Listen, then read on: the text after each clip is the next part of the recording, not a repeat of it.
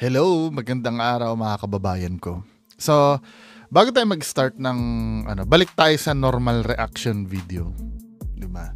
Pero bago tayo mag-start, meron tayong re-reactan dito. Ito yung pinost ni Sir Donsky. Ang sabi niya dito sa post na to, sabi niya ganun. Donsky Gosh TV said, "Yurakan nyo man ang pagkatao ko. Magtulong-tulong man kayo lahat, pabagsakin ako. Ito lang ang masasabi ko. May Diyos tayo sa taas, patawarin sana kayo sa pambabatikos nyo sa akin." At yung mga follower niya dito, hindi ko maintindihan kung talagang bobo o hindi eh.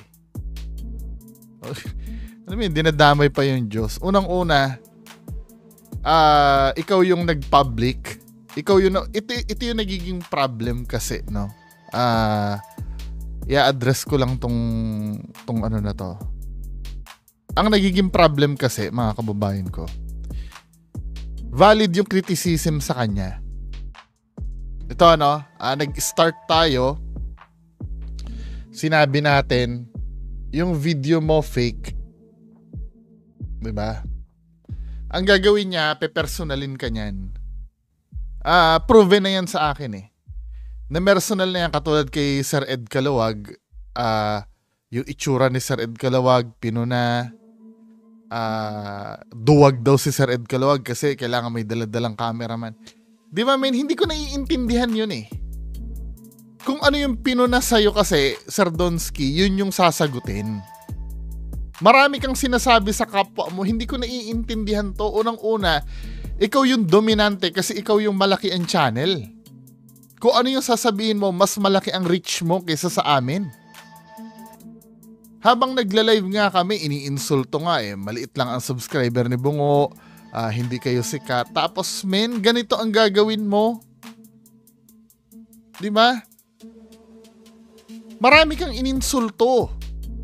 Yung kabuhayan ng mga nagkikriticize sa'yo, minata mo. Yung pagiging mag-uuling ni Kigs TV. Diba? Yung pakape mo, sinumbat mo. Na hindi ko naiintindihan. Yung mga bugok na supporter na ito ni Donsky, sinasabihan yung naitulong, wag isumbat. Eh yung idol nyo nga, kape nga lang, isinumbat pa eh. Diba? Pinakapi ko kayo, pambihira, men. Diba? Hindi nami-miss natin yung point sa kakapaligaw-paligaw ni Donsky. Diba? Hindi niya nasusolve yung problem. Nagkikreate siya ng bagong problem. Ganito nangyayari. Sasabihin, yung video mo, fake. Tapos ang sasabihin niya dun sa kaaway niya, ikaw, minumura mo yung nanay mo, minumura mo yung girlfriend. Men, ano bang connect nun? Then ito pa ang nangyari. Mahilig kang kumuha ng simpatsya sa mga sa mga audience mo.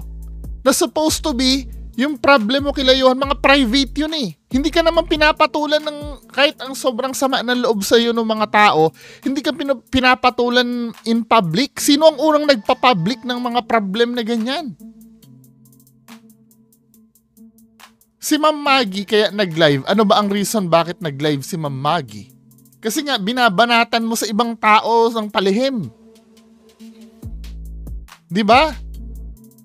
Doon sa mga ibang supporter mo, kung ano-anong pinagsasabi mo kay Ma'am Maggie, di kinlear niya yung name niya. Sila Johan, hindi ka naman, kahit na busit sa'yo sila Johan, doon sa issue nung pera, hindi naman pinapublic yung problem nyo doon eh.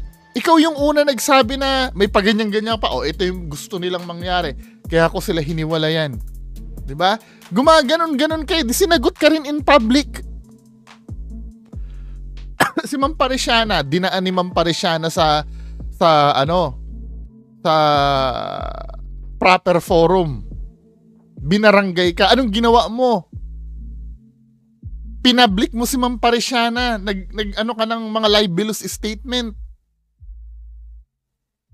Tapos nung nag-ipon-ipon lahat ng tinarantado mo sa ako tinarantado mo rin ako, di ba? Ako nagiging objective ako sa iyo, ang pinupuna ko sa iyo yung video mo. Video mo lang ang pinupuna ko sa iyo. Kahit na sobrang dami nagtitip sa akin tungkol sa personal mong buhay, hindi ko pinakikialaman yon. Video mo lang ang pinupuna ko. Marami kang tinarantado, men. Di ba? Inuulit ko si Ma'am Parisiana, dinaan ka sa proper forum, binaranggay ka. Ang ginawa mo, nagsalita ka sa publiko laban sa kanya. Nang hindi naman pinapublic ni Ma'am Parisiana yung problema nyo. Siyempre, sasagot yung tao sa public. Anong nangyari? Lahat kaming tinarantado mo, lahat kaming pinersonal mo, ay mag-iipon-ipon talaga kami. Kasi iisa lang yung ano namin eh. Iisa lang yung tumarantado sa amin eh. Diba? Gawain mo na yan. Kahit nga pala sila Kuya Red, binibira mo rin eh. Tapos ganito ang gagawin mo, men. Yurakan nyo ang pagkatao mo. Ano sinabi mo, mag-uuling lang si Kigs TV. Hindi mo ba niyurakan ang pagkatao nun? Sa libo-libong fans mo, gaganunin mo yung tao? Ang ginawa lang naman ng tao, dinibang ka lang naman? At kayo mga supporter nito, sinasabi, paninira. Binigyan naman kayo ng chance para ipagtanggol nyo yung idol nyo na harapan. Wala namang humarap sa inyo. Pinatanggal nyo pa yung maskara ko kagabi, tinanggal ko naman, hindi pa rin humarap. Ano ba yan, min? Ano ba nangyayari sa atin? Yung pagkayurak sa binibigyan ka naman ng chance na paakyatin ka. Binibigyan ka naman ng chance para harapin ka. Anong ginagawa mo? Nagtatago ka sa palda ng mga supporter mo. Diba? Natutuwa ba yung mga supporter mo ng ganyan? Diba? Hindi ba kayo naawa sa sarili nyo, mga supporter? Yung pinagtatanggol nyo, lagi nakatago sa aparador?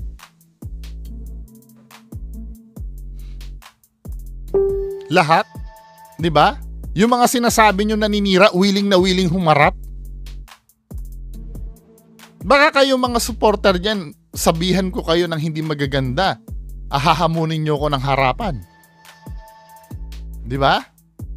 Patunayan mo, Bungo, na totoo sinasabi mo sa akin. Halimbawa, sinabi ko si isang supporter ni Sardonsky, sinabi ko si Juan, magnanakaw ka. Hindi naman magnanakaw si Juan. Hahamunin ako nun. Anong patunay mo na may ninakaw ako, Bungo? Ganon dapat ang pagsiniraan eh. Pero hindi eh. Di ba? Nagtatago sa aparador at yung mga aso yung nagtatanggol? Come on. Di ba? Sa laban, dapat sumusuporta tayo, min eh. Kung si Manny Pacquiao, di ba, lalaban sa boxing, lahat tayo, go Manny, go Manny. Dapat ganyan kayo kay Sardonsky. Di ba? I-encourage nyong lumaban yung idol nyo. Pero hindi, kinukonsinti nyo eh. Hindi ko rin naiintindihan sa inyo kung alam nyo lang ba talaga naman luloko talaga yan o hindi. Nagbura nga ng live eh. Anyway, pagpatuloy tayo, Hindi, inaano ko lang kasi masyado naman kasi itong pabiktim. Masyado naman ito. 'Di ba? Tapos ginagamit ko pa yung Diyos, sabi gano'n, may Diyos tayo sa taas, patawarin sana kayo. Don't know, nagwo-work sa Nagwo-work sa mga bobong supporter yung ganyang paawa eh. Anong magagawa natin dyan? Anyway, balik tayo sa pagiging objective natin, i-explain ko sa'yo, paano ba maging objective? Ito wala namang kinalaman sa pagkatao ni Sardonsky to eh. Ito ay sa video lamang. Sasabihin nyo sa akin, kasi marami akong bagong subscribers ngayon na baka mamaya hindi alam kung paano ako magsalita dito sa social media. Tandaan nyo mga kababayan ko, pag ang isang bagay, kahit itong video ko, pag ang isang video, nilagay mo sa social media, lahat makakapanood niyan. At pag napanood yan, yung nakapanood yan, entitled dun na mag-comment dun sa video na napanood nyo. Katulad nyo na nanonood sa akin, di ba? Kapag may mali ako nasabi dito, pwede nyo ko i-correct. Pwede nyo kong sabihin na, Bungo, sinungaling ka, mali yung ginagawa mo. Ay, mali yung sinasabi mo. Pero never yung pakikialaman kung ano yung i-content ko dito. 'Di ba? Kapag ganito ang gusto kong content, choice ko 'yon. Hindi niyo ko pwedeng kontrolin kung anong gusto kong ipalabas dito sa channel ko. 'Di ba? Ang pwede niyo lang pakialaman dito sa channel ko, yung kung tama o mali ba yung sinasabi ko. Halimbawa, ganito, no? Kapag sinasabi ko dito, 1 plus 1 is equals to 4. Tama o mali? Mali. Pwede mo kong komentan. Bungo, sinungaling ka. Hindi naman 4 ang sagot sa 1 plus 1. Ang sagot niyan ay 2. 'Di ba? Hindi paninira yon. Criticism nyo sa akin yon kasi mali yung sinasabi ko dito eh. 'Di ba? At hindi kayo karapatan nyo yon kasi nga nasa public itong video ko. Same tayo ng karapatan. Kung nagko-comment kayo dyan sa baba, karapatan ko rin mag-comment. Ang kaibahan lang natin, binivideo ko lang yung comment mo. Ay, yung comment ko pala, sorry. Binivideo ko lang yung comment ko. Ngayon, ang tanong, hindi ka ba nagnanakaw ng video dyan? Kasi yun ang madalas na Yun ang madalas na sinasabi. Nagnanakaw ka ng video kasi nagpi-play ka ng video na hindi sa'yo. Unang-una, hindi pagnanakaw ang ginagawa ko. Hindi ko naman kinuha yung video ni Sardonsky at pinlay ko sa channel ko nang wala ako sinasabi. Tama? Pagka halimbawa may kukunin kang video at ipi-play mo dito sa channel mo nang wala ka sinasabi, kailangan mo magpaalam. Pero kapag ka ang video ay nasa public at gagawin ko, ipi-play ko at kokomentan ko, hindi na yung video na yun ang panonoorin eh. Ang panonoorin na sa channel ko, yung komentary ko, yung reaction ko. 'Di ba? At dito sa channel ni Sardonsky, 'di ba? May sinasabi ditong fair use eh. Ayan oh. Fair use. Ano ba yung lecheng fair use na yan? Para malaman ng mga bobo tanga-tanga na nagsasabi na nagnanakaw kami ng video pag nagre-react kami. Fair use. Ano ba yung fair use na yan? Okay, ito na lang yung basahin natin. 'Di ba? Fair use oh. Galing na ito sa channel ni Sardonsky ha. Hindi ko kinuha kung saan-saan. Si Sardonsky na mismo naglagay nito sa video niya. Sana naiintindihan niya to. Oh. Fair use. 'Di ba? Allowance daw. Allowance is mad. Whatever that is allowance is mad for fair use. Ano ba yung ina-allow sa fair use na 'yan? Ano yung pinapayagan sa fair use na 'yan? 'Di ba? Nakalagay nga dito, fair use is a use permitted by copyright, 'di ba? Fair use is use permitted by copyright statutes that might otherwise be infringing. 'Di ba? Non-profit, educational, or personal use tips balance in favor of fair use. Nakalagay dito. Ano ba ibig sabihin ng fair use na 'yan? Ano yung ina-allow? 'Di ba? For purpose such as criticism. Anong ginagawa ko? Criticism yung comment, news reporting. 'Di ba? Pag ginagamit sa news reporting, sa pagtuturo, 'di ba? Sa scholarship at sa research. Hindi mo pwedeng anuhan ng copyright infringement kapag kayo nang ginagawa. Fair use ang tawag doon. Magpi-play ka ng video dito at kokomentan mo. Nagigets nyo? Hindi hindi pagnanakaw ng video yon. Ang pagnanakaw ng video, kumuha ka ng video at ipi-play mo lang dito nang wala kang sinasabi. Nagiging secondary source yung channel ko ng video na ginawa mo. Nagigets nyo na o hindi pa? I-research nyo ang meaning ng fair use. So malinaw tayo sa ginagawa natin? Diba? Anyway, mga kababayan ko, panood na lang itong re-react natin. Ang title nito, itong video na to ay galing kay Sardonsky. Nag-iisang bahay sa kawalan, mag-ingat ka. Yun ang title. So panoorin na natin ito, man. Ha?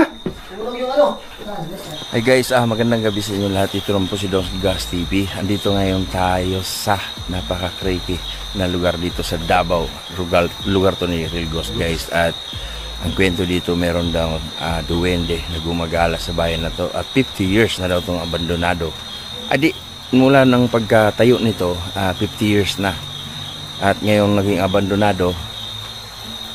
Sobra ng creepy ang lugar na to. Kaya samahan nyo ko guys, marami daw dito Sobrang nagpaparamdam.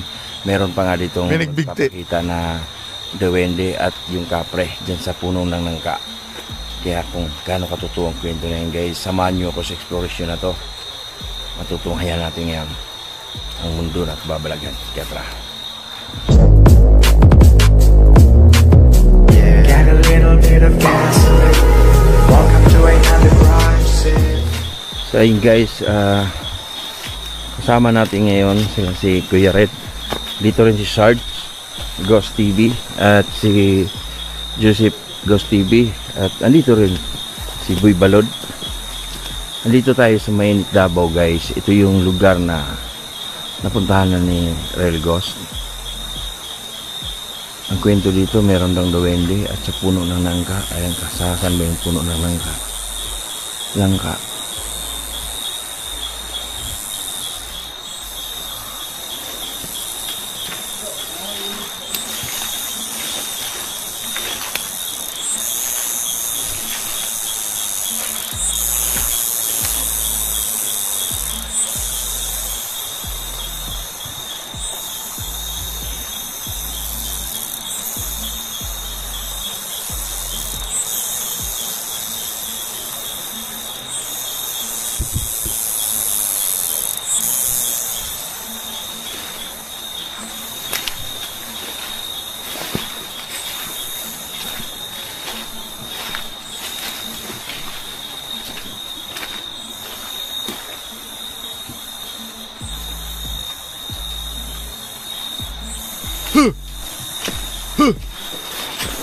So nasa likod ko lang sila guys.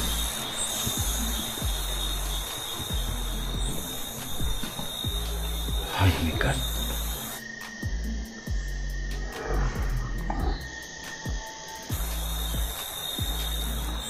May napansin ako dito guys. Sa kwarto na yan. Ito yung nagiging problem men eh. 'Di ba? Kahit wala naman talagang naging habit mo na yan eh. Binigyan ka na ng pagkakataon nila Shaman Topi at Sir Lance na magpakatino ka na. Yung mga ganito mo men. Ay my God. 'Di ba? Kahit wala naman men eh. 'Di ba? Minsan nagpipilit na lang kasi si Donsky na meron na kahit wala naman, which is ito isa sa mga major red flag sa isang ghost hunter or paranormal investigator. Pag may nangyari, 'di ba? Kino-consider niya na agad na paranormal. May napansin ako dito guys. Dapat nagde-debunk ka na kagad sa sarili mo niyan eh.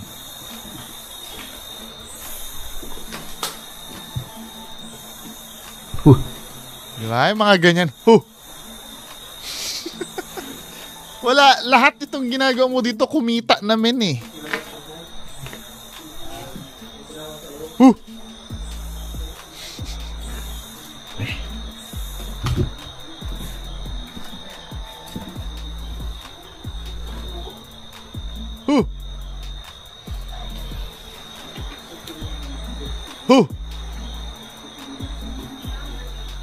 Isa pa nga, nakaka-addict yun eh. Wait lang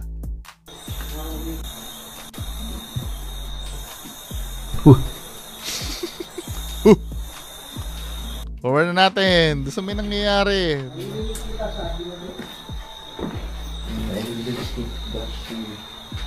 Maraming salamat. Yung pagpasok dito kanina bro, yung kwarto na yan bro. Parang merong movement siya na may pumasok doon. Yung kasi ikaw na pumasok eh. Oo. Pagpasok ko dito bro, may napansin ako dyan, may pumasok na. Parang shadow. Yung ko lang, i-replay natin. Yung pumasok siya, yan na lang. Wala naman parang shadow eh. Ikaw naman. Pare, simula sa labas bro hanggang dito yung EMF.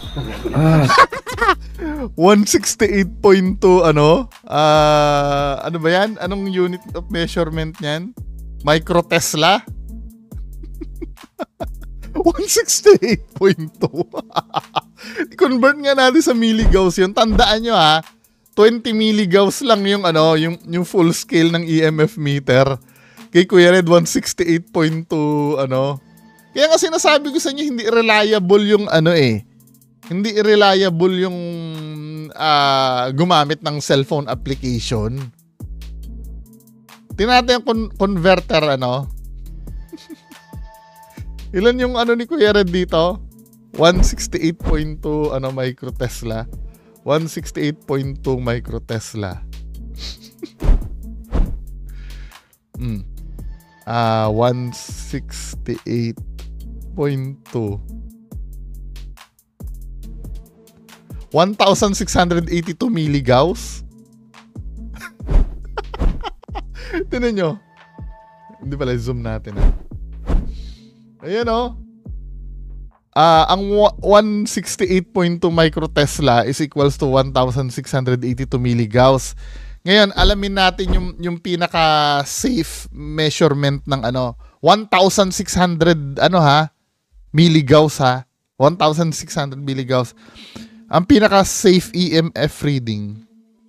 Ito, tingnan natin kung ano ba yung itong data na to ay nanggaling sa, tingnan lang natin ha. Iowa State University Environmental Health and Safety. So, basahin natin dito yung dapat yung sa public. Ito. Ang sabi dito, papakita ko sa inyo ha.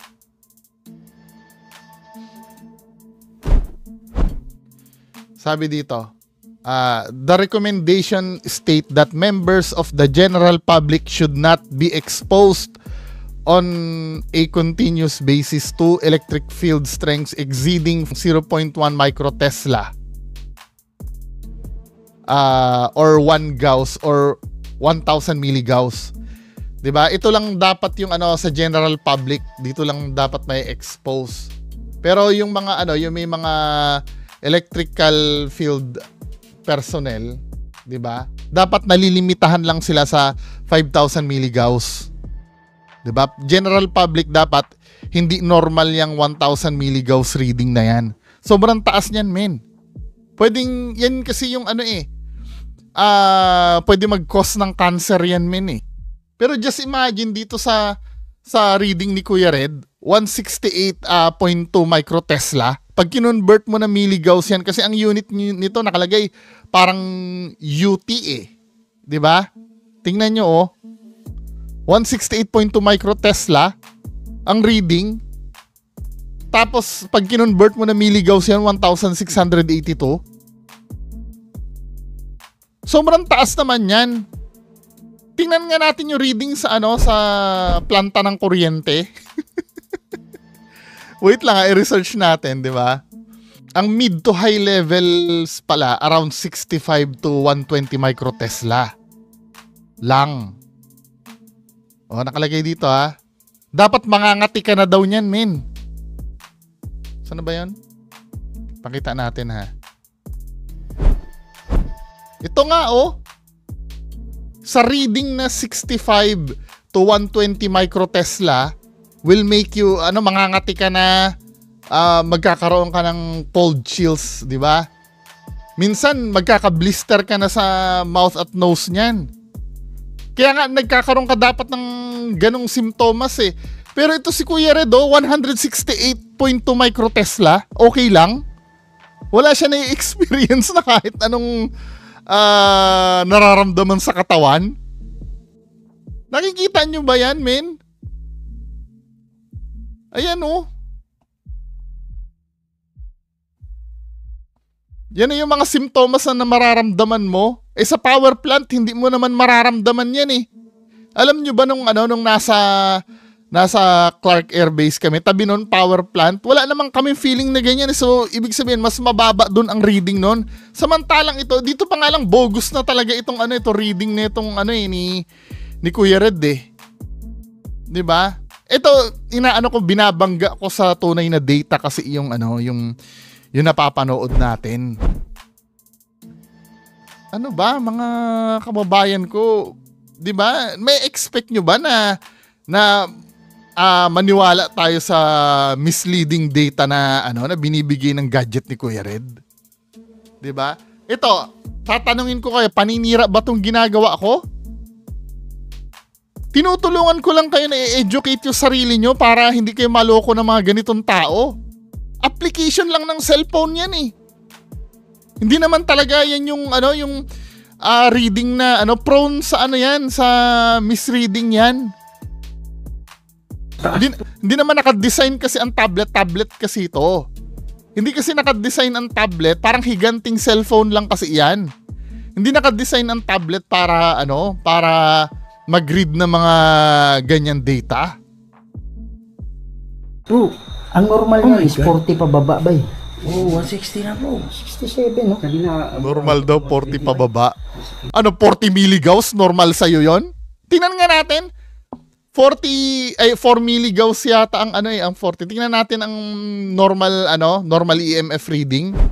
Ang normal daw 40 pababa, sabi ni 40 microtesla. Ilan ba yung 40 microtesla to mg?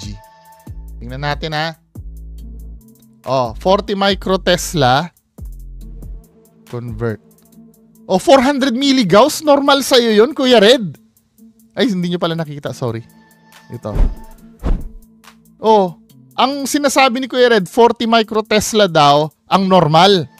Pero pag kinonvert mo sa milligauss yan, 400 milligauss yan, men. Ilan ba ang normal na na EMF reading? Tingnan nga natin. Normal EMF reading. Normal. Ayan Tinan mo Kuya Red, napakasinungaling mo talaga. Ang normal EMF reading ayon sa city portal portal.city.gov, 'di ba? Ito yung Ayan range from 0.1 to 4 milligauss lang. 'Di ba? Ganyan lang dapat yung 40 mo, 400 milligauss 'yun. Di ba masyadong misleading yung mga information? Ayan ba, hindi nyo ba i-correct yan? Pag kinorek mo ba yung mga pinagsasabi ni Kuya Red yan, naninira ka ba? Katulad lang yan ang example ko kanina, di ba? Kapag sinabi ko ditong 1 plus 1 is equals to 4 at kinorek nyo ko, paninira nyo ba sa akin yon? Di ba? Dito pa nga lang nakikita nyo bogus na tong ginagawa na ito eh. Tapos sasabihin nyo, naninira ako? Grabe. Oh my God. Dito bro. Bihira. Diyan bro, bilalagyan natin ng ghost tube, yung rimpad.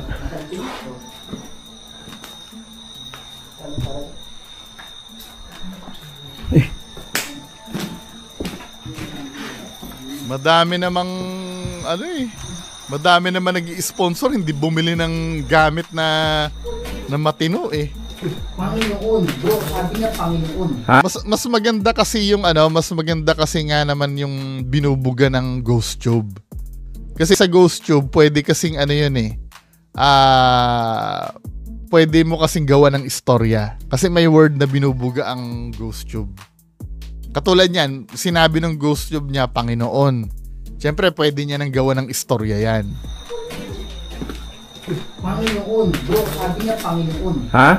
Panginoon. Nag-ano sa gusto Panginoon?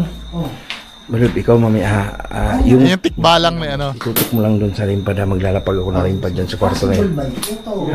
Ay, patay. Possible, may kaluluwa dito na nakakulong bro. Kasi humingi siya ng Panginoon. Kaya nga, dito nga kanina. May masyado dito. Kulay itim. Oo. Anong dyan? Kita mo kulong. Grabe bro, 180. 180. Kahit poltergeist, hindi makaka-measure ng 180. 1,800 milligauss. Yun nga yung poltergeist nga sa sa ano bang lugar yon? Napanood ko yun sa sa isang documentary eh. I don't know kung Amityville ba yon yung lugar na yon. Paki-correct na lang ako, nakalimutan ko, natatandaan ko noon. Ang reading nung 20 milligauss lang, pero sobrang lakas na nung poltergeist na yon. 'Di ba? Pero yan, 1,800. Baka mamaya dapat nagliliparan na kayo diyan, men. Wala namang dito pa eh. Wala namang appliances na pare. Grabe oh. Dito na. Ito. First time yan, Brad. Magandang gabi sa'yo. Munod. Huwag ka na dyan. Dito ka lang sa baba. Ano yun natin dito? Magtuto ka ng ano. Hindi kasi reliable yung application ng cellphone. Meron akong dala-dala dito. Alam mo na paano gamitin to. Oh. Pare, promise may tumayo dito, bro. Wala men, 'di ba? Mga discarding ganyan kumikita na yan men eh. Ano ng flashlight kung ganyan ba? Biglang nawala. Ngayon ang sasabihin naman ni Kuya Red, ano magagawa ko, hindi ko naman minamanipulate yung reading ng EMF netong device ko. Yes, hindi mo naman nila minamanipulate. Pero misreading kasi yung nangyayari dyan, men. May nagtitrigger dyan na masyadong sensitive yung sensor na nandyan. Kasi nga, ang sinasabi, scientific studies, dapat sa 1,000 milligauss na EMF, na electromagnetic field sa gilid, dapat nakaka-experience ka na ng pangangate at magkaka-blister na yung lips mo. Ganon ka lupit yung yung reading na sinasabi mo dyan. Doble dun sa simptomas na dapat na mararamdaman mo. Kasi almost 2,000 milligauss na yan, min eh. Yung 180 microtesla. Baka mamaya matunaw na dapat yung mo dyan, yung internal organs mo dyan. Gusto ko. Gusto ko, sabi niya. Anong ibig sabihin mong gusto ko? Doon na nga tayo sa may REM pad.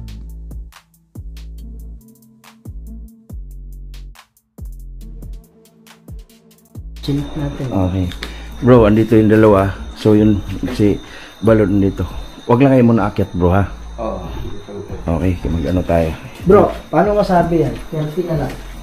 Huwag muna kayo aakyat para 35. may gagawin muna akong drama doon sa taas. Olympian ba yun? Oo. May hanap tayo dito. Dito, kanina. Dito tayo.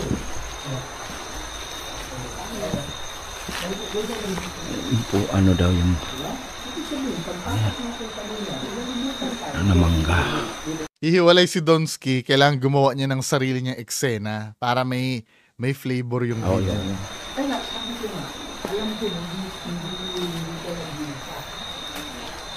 Hindi ko nagigit si point nito eh. Yung titingin-tingin ka dyan.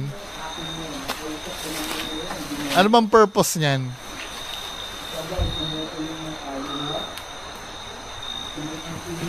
Nag-iisip ng pwedeng gawing kababalaghan sa labas. Nag-iisip siya ng pwede niya sipain.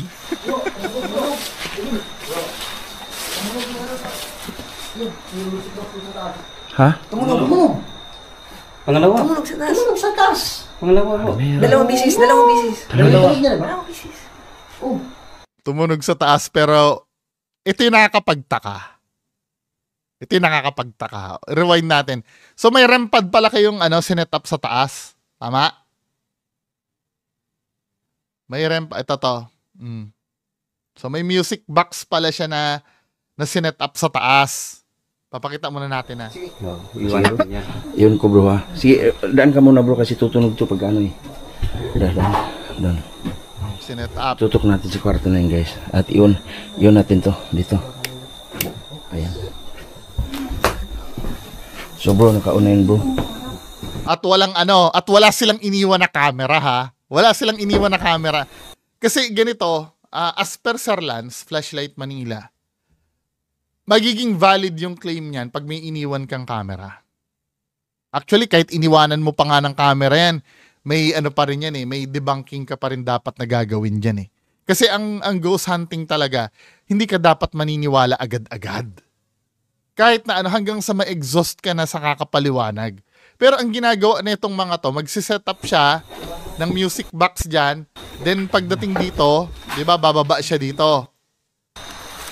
Nagbilin siya na Kaya, Olympian ba yun? Oo. May hanap tayo. So, yun. Tamo ha. May music box sa taas tapos i-advise niya itong mga to. Pero wala naman daga. Chill natin. Okay. Bro, andito yung dalawa. So, yun, si Balot nandito. Huwag lang kayo muna akyat, bro, ha? Bakit wag aakyat? 'Di ba? Hindi ko nagigets yon yung point na yon. So Sino makakasaksi? Tunog lang? Tunog lang ang re-relayan natin na may paranormal sa taas, men? Hindi man lang kayo nag-iwan ng camera doon. At ang nakakabobo dito, no? Kasi pwede siyang tutunog Tama, pag may dumang aso o pusa or what. Di ba? Pero wala naman daga. Chinik. Hindi. Daldal mo lang. Chinek mo? Daldal mo lang yun na sinasabi mong wala naman sa taas.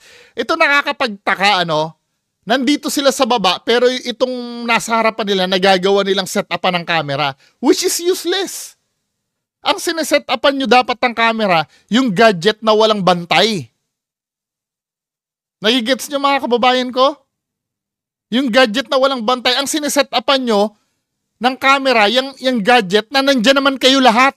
Na hindi ko nagigets yung point. Okay. Tignan mo, nakaset up yung camera dyan pero nandyan sila lahat. Dapat ang sineset upan nyo ng camera, yung music box sa taas na walang bantay. Bro, andito yung dalawa. So yun, si Balot nandito. Wag lang kayo muna akyat, bro, ha? O, wag aakyat sa taas. Paano na yon? Sinong magdedeklara na paranormal yon pag tumunog? Diba? Paano namin makikita yon? Ito nakikita kong problem dito sa ghost hunting nito mga to. Di ba palaging may condition pagka, yes, ito i-end ko na nga, masyadong matagal na naman ako. Di ba, yes mga kababayan ko, pwede naman natin sabihin na totoo talaga. Kaya lang, itong mga to, sinungaling tong mga to eh. Kilalang mga sinungaling tong mga to eh. Kapag may nangyayari doon sa video nila na may condition lagi, nangyayari na may tutunog kasi walang present na tao, paano pa natin paniniwalaan yun, men? Harap-harap na nga tayo inuulol na itong mga to eh, tapos maniniwala pa tayo sa bagay na hindi natin nakikita. Okay, mag-ano tayo. O, dito muna. Pero, biruin mo, ito yung pinakabobong setup. May camera nakatutok doon, merong nagbabantay pa. Anong silbi? Ano ba yan, men? Andiyan na nga si Boy Balod, andiyan na si Zards, pero may camera nagbabantay dito, samantalang yung sa taas na naiwan na gadget, walang kamerang nakaset up doon. Anong kabobohan yun, men? Lahat kayo nakabantay dyan, may camera kayo individually, tapos iiwanan nyo yung Paano masabi yan? 30 na lang. 35. Ba't ang baba na? Kaya, Olympian ba yan? Oo. Mayanap tayo dito. Dito, kanina. Dito tayo. Lalabas si Donsky, ano? Ano daw yung... Pero feeling ko, hindi lang kayo ang nandyan. Feeling ko. Hindi lang kayo ang nandyan. Namangga. Oo, yun.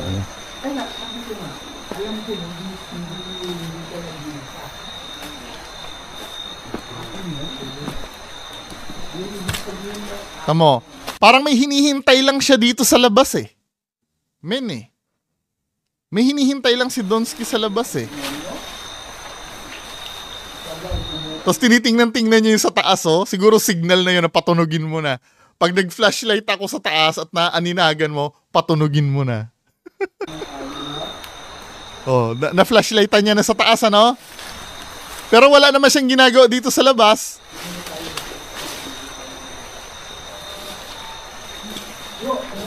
O, di ba? Tumunog. The moment na pinashlightan niya sa taas, tumunog. Kasi yun na yung signal eh. Ha? Tumunog. Pangalawa. Tumunog sa taas. O, asan yung camera nakaset up doon? Wala. Nakaset up yung camera dyan sa REM pad dyan na sinet up nila. Ay, naku, Diyos ko. Ano ba nangyayari sa atin na yan? O, akyatin nyo ba yun? Ano ba to nandito? O, ito naman ha. Ito, what a coincidence. Lahat naman sila nasa taas. Ang tumunog naman yung REM pad sa baba.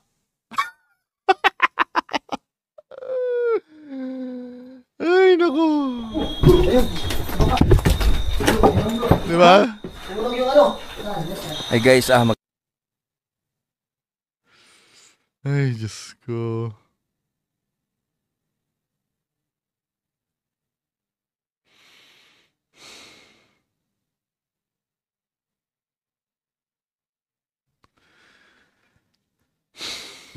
Bahala kayo dyan. Hindi, to be fair naman, meron namang video siya na tumutunog na hindi naman minamanipulate yung REM pad. Pero yung ano na yon, yung part na yon, nasa baba sila lahat, tapos tutunog sa taas. Tapos nung nasa taas sila, REM pad naman ang tutunog sa baba. Come on. Ano ba yan? Okay lang sana pwede naming panghawakan yung sinasabi nyo. Kaya lang, pare-parehas kay manluloko men eh. Diba? Patikim nga nung behind the scenes, nanggigigil ako eh. Gusto ko kayong patikman nung behind the scenes eh. Na video. Para lang para lang masaya kung paano kayo inuulol ng mga yan, patikim lang to, patikim. Hindi pa ito yung buo. 'Di ba? Hindi pa ito yung buo. Patitikman ko kayo ng behind the scenes. Pinasa ko kay Ma'am Nimpa Bartolome yun eh. Dali lang. Saan na ba yung yung lang ha?